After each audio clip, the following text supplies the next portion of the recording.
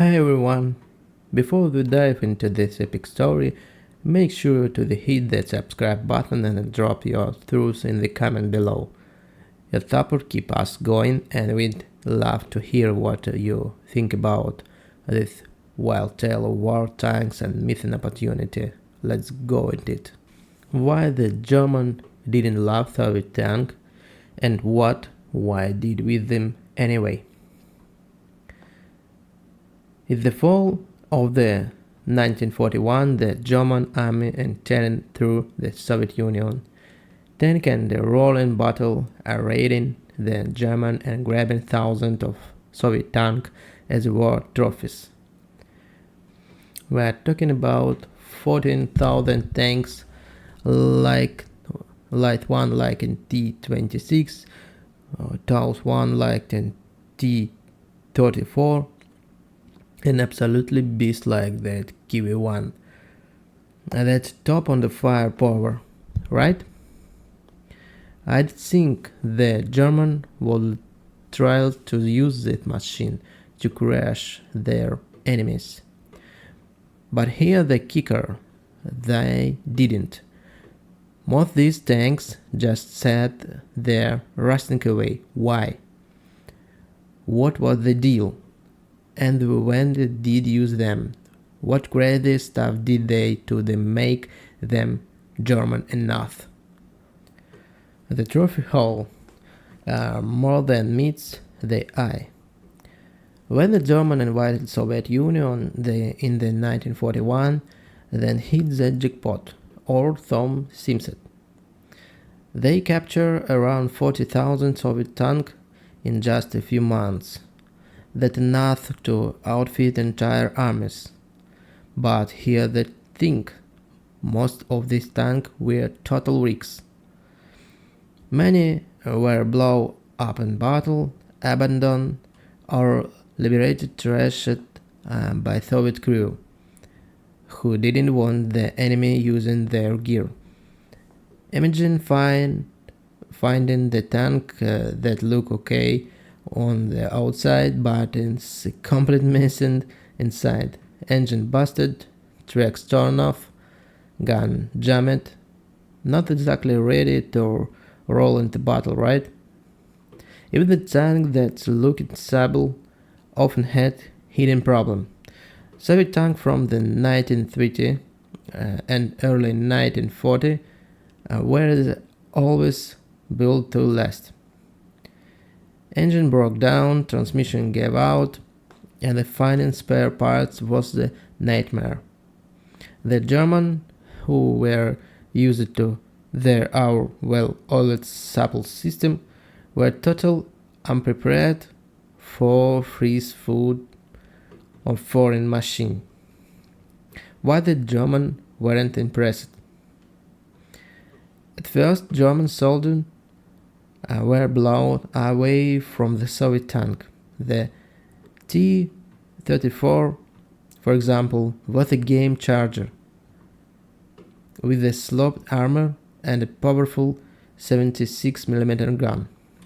German tanks like the Panzer III and Panzer IV often could punch through its front armor. The KV-1 and the KV-1. That things what like a rolling fortress. But this German quickly found plenty to complain about. First off, Soviet tanks were cramped. German tank crew were used to roomier design, but in T-34 they felt like were stuffed in the sardine can. The controls were clunky. Some guys had to literally hammer the gear shift to make it work. Second, the Soviets used diesel engine, unlike the gasoline-powered German tanks. Diesel was more fuel, efficient, and less likely to catch fire, but the Germans they were a pain to maintain. Plus the smell of diesel. Yeah, they weren't fans. That there Then there was the altitude. In the Nazi Germany, propaganda painted the Soviet tank as a junky Russian panzer that could hold and candle to German engineering.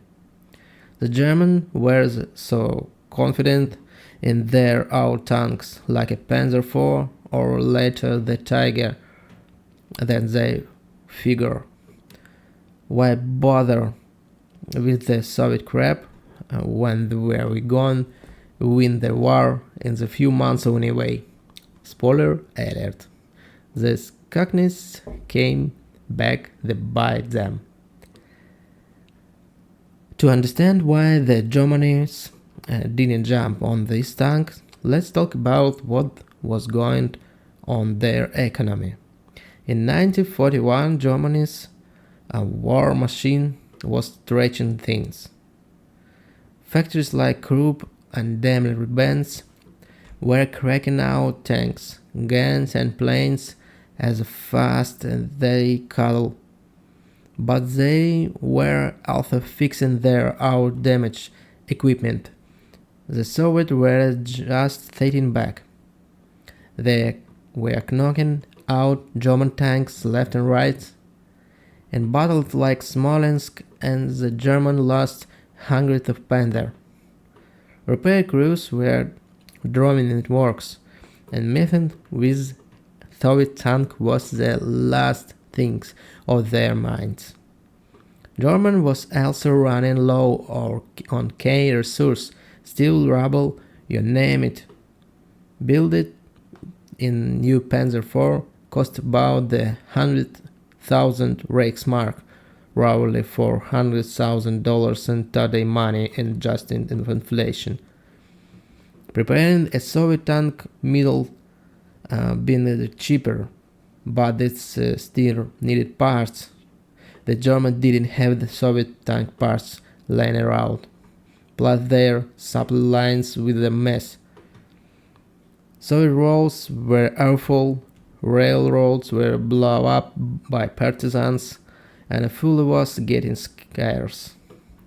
Trying the half thousand of a captured tank to repair ships. Good luck. Winter was. Tank abandoned the elements. By late 1941, thousands of Soviet tanks were sitting in files under snow and rain with their hatches wide open. German repair crew were too busy to deal with them, and the brutal Russian winter didn't their rest. Water going into the engine, parts rusted, and the rubber cells rotted. But spring 1942, more than these tanks were issues. It's like them leaving a car outside for a year with no care. Good luck getting to start. That was a huge missing opportunity. The German could have 1,000 of extra tanks to throw into battle, but their oranges got in the way. They threw the war would be over the Christmas, so why was that time a Soviet junk? That overconfidence was a massive mistake. Here what I think. The Germans totally dropped the ball. If they set up repair shops, train mechanics to handle Soviet tank and stockpile parts, they could turn those T-34 into seriously advanced. The T-34 was just any tanks. It was a revolution. Its slapped armor made it to the kill, and the simple design meant it could be churned out fast. If the German has used this tank smartly, that might have had a better shot in the 1942 or 1943 when their our tank numbers started to run low. but instead they let pride and poor planning was the golden opportunity. On the flip side, your cold Ergo, they made a red call. 50,000 of foreign tanks while taking a ton of effort, and Germany was already stepping in. Maybe focusing on their own tanks was smarter in the short term. What do we think? What do we think? Drop your through in the comments. Getting to work, fixing and upgrading.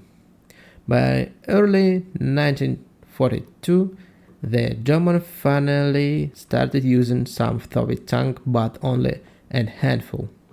They fixed up T-26 and 34 and a few KV-1, mostly in factory in places like Riga and Berlin. For example, the SS division Das Reich put together a battalion on 25 T-34s. Light tanks like in T-70 were used by German military police to hunt partisan or patrol occupied areas. But the Germany couldn't just roll this tank into battle as is. They had to make them German enough. Here what they did. 1. Radio. Most Soviet tanks didn't have the radios, which was a big no-no for Germany, who loves coordinated attacks. They slapped their our radio and antennas onto the tanks. 2. Commander's cupolas. German tanks held little turrets for the commanders to get a better view. They added these to T-34 and KV-1s to improve situation awareness. Optics. Soviet things were pretty basic, so Germans swapped them out for their fancy Zeiss optics, which made aim way more accurate. 4. New guns. Sometimes they replaced Soviet guns with Germans or even French 75mm cannons. In rare cases, they turned tanks into anti-aircraft vehicles with rapid-fire 20mm guns. Makeovers. 5. To avoid friendly fire, they painted the tanks grey and slapped huge black and white crosses, called Balkenkreuz, on the side turrets, and even to top though their own planes waterbombed them.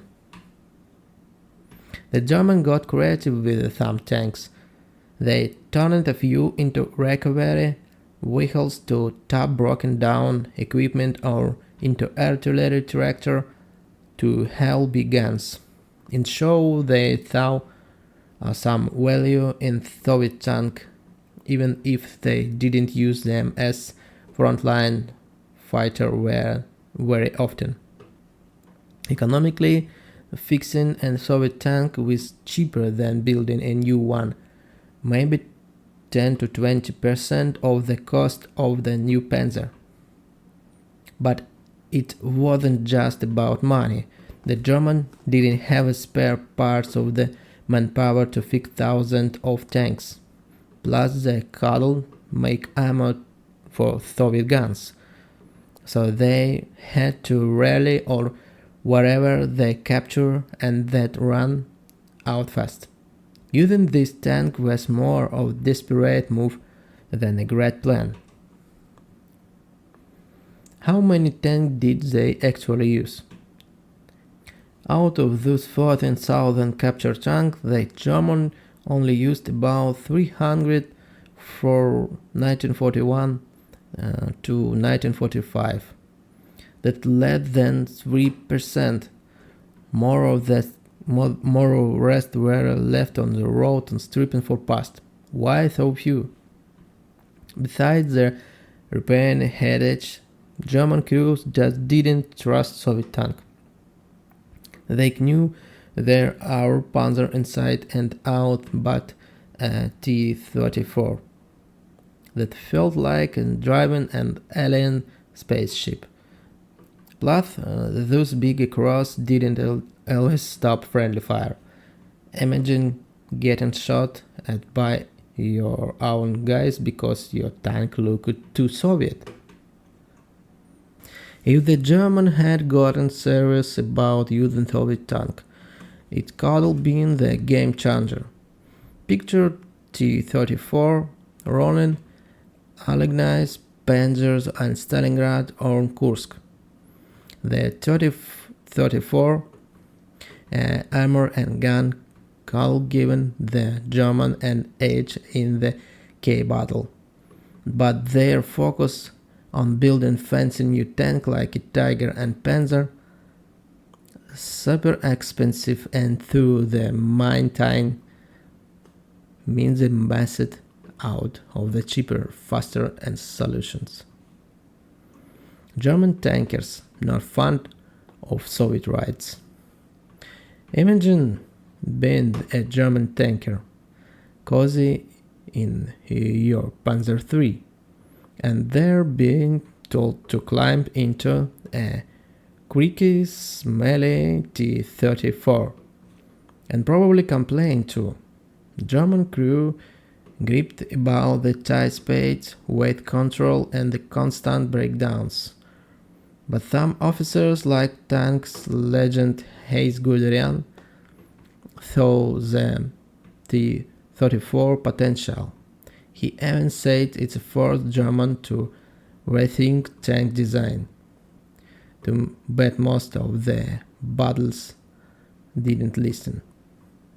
On the Soviet side, tank crew pulled off some serious heroistic. When they had abandoned their tank, they made sure the German could use them. They burned the fuel, smashed the engines, or blow up the ammo. In the house